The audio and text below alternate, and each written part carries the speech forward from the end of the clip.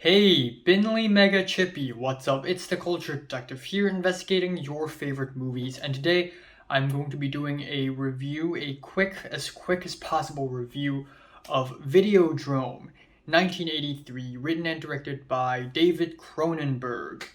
So, um, Videodrome is a film that has been on my watch list for a long time. I never really planned to watch it this early until I found out that David Cronenberg will be releasing a new film very soon called Crimes of the Future. In fact, it is already released in the cinemas. Crimes of the Future is the new body horror film by David Cronenberg, and it has entered the Cannes Film Festival. And even though it didn't win any awards, it has gotten a lot of buzz. There has been a lot of noise surrounding this film. So I thought to myself, you know what, maybe I should watch Videodrome first before I even watch Crimes of the Future. So there we go. Last night, 2 a.m. in the morning, I watched Videodrome. I had a terrible sleep, as you can probably tell by my hair, and I'm gonna talk about it. So I had really high hopes when I first learned about Videodrome, an 80s trippy body horror sci-fi movie that is also very art house. I love that shit.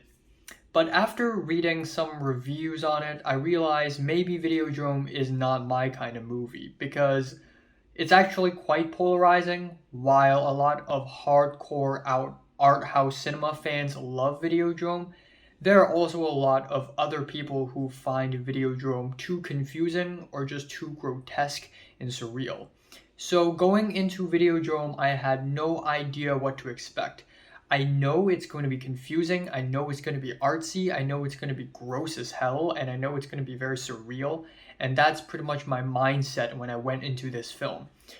And I think because of that, because I expected it to be really artsy and weird, I actually ended up really enjoying it. I actually ended up really liking Videodrome. If I had entered Videodrome thinking that it's going to be a conventional horror film, I probably would have been very disappointed. But I ended up really liking it. Again, I just really like how the movie starts off like one of those movies that tries to prove a point. Case in point, our main character in Videodrome is Max Wren, a guy who runs Channel 83, which is a channel that plays softcore porn and violence on TV. He runs across this pirated TV transmission called Videodrome, and it's basically people getting tortured and murdered, nothing else. And the more he watches it, the more he gets invested in it and curious about it. But at the same time, a small part of him is like, okay, this is messed up. This is fucked up. I can't watch this anymore. I need to stop. I need to stop. And then that is until he met a woman by the name of Nikki Brand, who is like, oh, violence. It turns me on. It turns me on. Oh, yeah, violence and sex. Yes. And when I watched this part of the movie, I thought to myself, oh, so this movie is trying to prove a point that people in the world, people who consume mass media, have a craving for sex and violence and seeing them as a similar thing. And this movie is almost like it's trying to express that message. Sort of like Funny Games, sort of like how in Michael Haneke's Funny Games, Michael Haneke wants to prove a point that the audience, the people who are watching Funny Games, are kind people. They're nice people. They don't like seeing people get hurt. But then at the same time, maybe we like to see people getting hurt.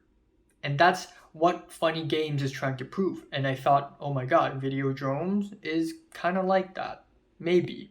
But then in the second half, the movie becomes something else. It just becomes this really trippy, surreal, nightmarish techno horror movie that is really trippy, a la Perfect Blue, Audition, you know, the trippy movies. But this time, what's special about the trippy scenes of Videodrome is that it doesn't even try, it doesn't even pretend that it's trippy. In fact, it pretends that it still makes sense, even though it doesn't make sense at all. So, Max Wren, after watching Videodrome, started to hallucinate.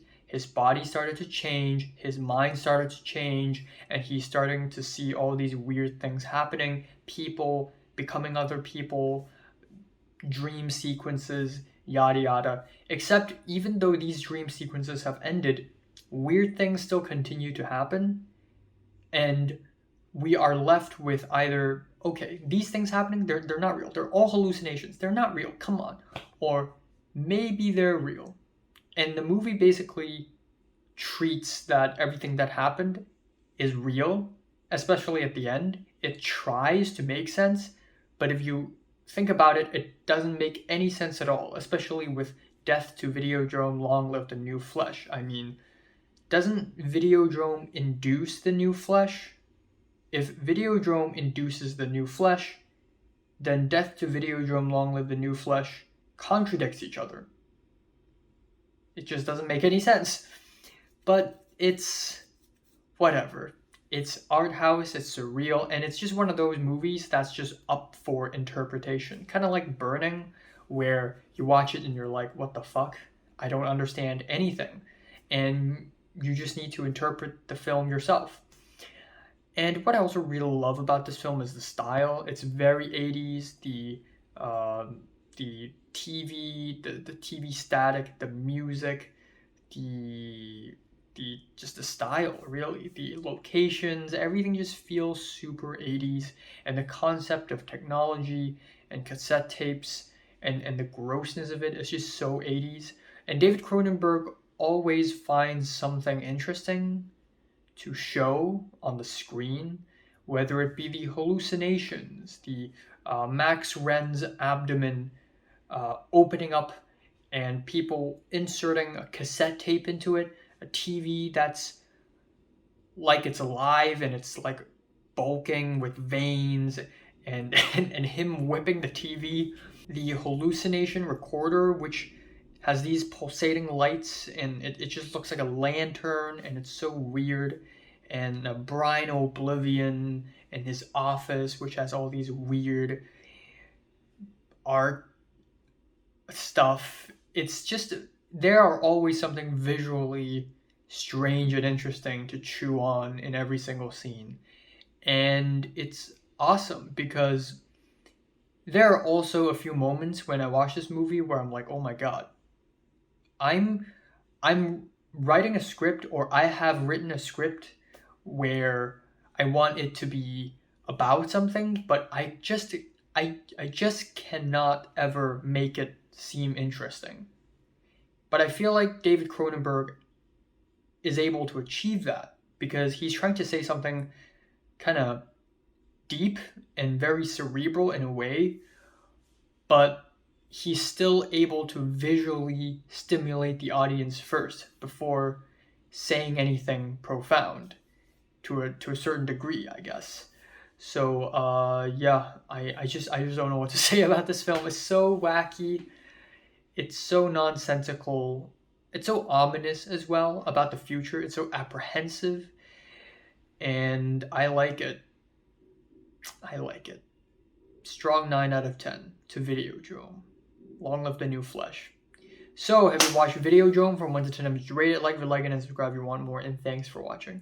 Maybe Videodrome shouldn't be my first Cronenberg because I haven't seen The Fly, or Scanners, or Naked Lunch, or Shivers, or Existence, or anything like that, or Crash. But I feel like Crash is probably even more abstract than this. But yeah, I will after the final exams.